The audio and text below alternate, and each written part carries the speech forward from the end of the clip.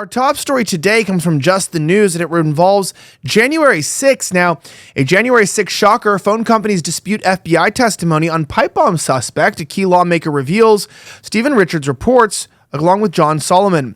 Cellular carriers have told Congress that they possess intact phone usage data from the vicinity where two pipe bombs were planted during the January 6th incident, directly disputing FBI testimony that agents could identify a suspect because the phone data was corrupted. A key House chairman tells Just the News.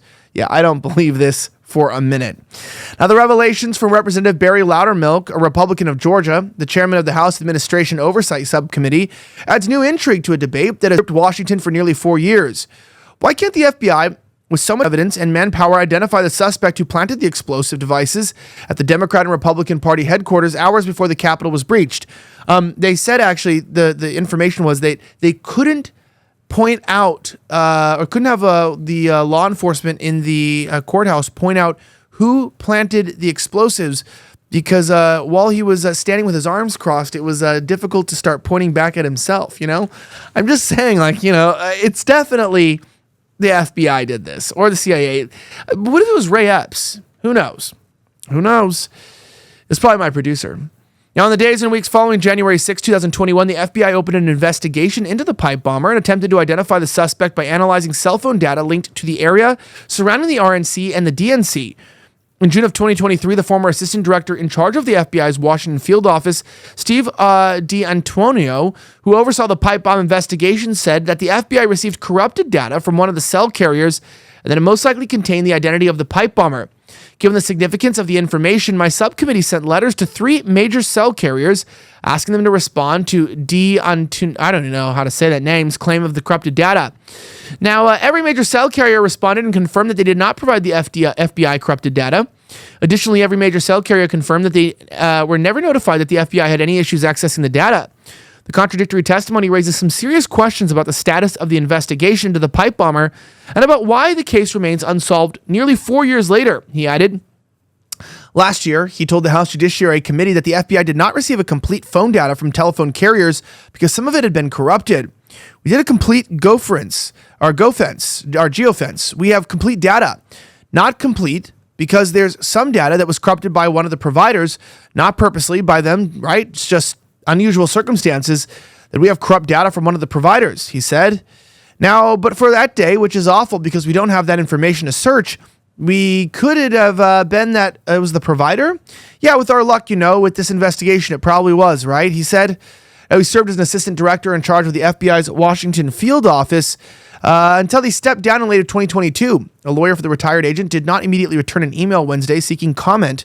The concerns about the unsolved January 6 pipe bombs have been heightened by evidence that Loudermilk disclosed in the last year, showing that then Vice President-elect Kamala Harris was taken within 10 yards of one of the live bombs on the morning of January 6 because the Secret Service did not do a security sweep.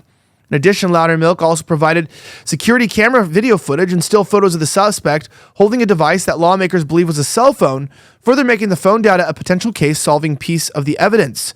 Now, Loudermilk sent a letter to the FBI Director Christopher Wray this fall demanding to know whether his testimony was accurate and whether the Bureau ever went back to the cell phone carriers to get a fresh set of uncorrupted data. Obviously, that's not the case. Look, it's not remarkable of what happened. We know that January 6th was an inside job. The FBI will not tell you how many informants were involved in the case, how many were there inside the building. We watched them uncuff informants inside of the building. We saw problems happen multiple times, and now we're supposed to sit around and act like they didn't also plant the pipe bombs. They can find a grandma who coughed a little too loud or who stepped on a leaf in the wrong area on the Capitol that day, but you can't find the guy who tried to commit a mass terrorist attack?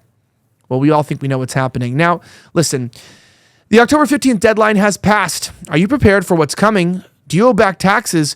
Are your tax returns still unfiled? Missed the deadline to file for an extension? Now the October 15th is behind us. The IRS may be ramping up enforcement. You could face a wage garnishment, frozen bank accounts, or even property seizures if you haven't taken action yet. But there's still hope. Tax Network USA has helped taxpayers save over $1 billion in tax debt and has filed over 10,000 tax returns. They specialize in helping people like you reduce their tax burdens. They can help you too. Don't wait any longer. Visit tnusa.com/VNN or call 1-800-958 1-800-1-000 for a free consultation. Their experts will walk you through a few simple questions to see how much you can save. Act now before the IRS takes more aggressive steps. Take control today by visiting tnusa.com/VNN or call 1-800-958-1000 today.